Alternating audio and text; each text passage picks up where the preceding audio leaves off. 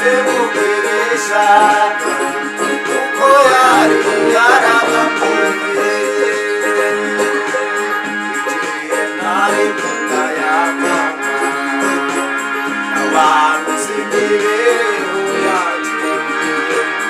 uko nzabaho byari ibanga ry'Uwiteka Imana ihoraho Imana ijya kurema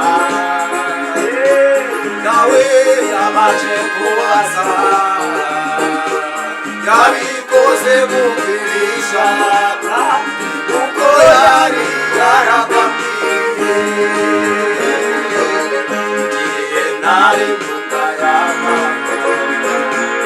abantu singibeho yanjye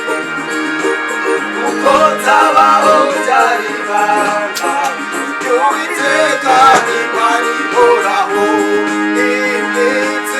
iminsi yo kubaho kwawe Imana ifite mu kiganza si ibyo igira kutugira ejo hazaza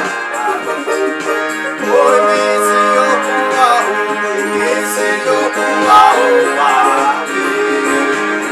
Imana ifite mu kiganza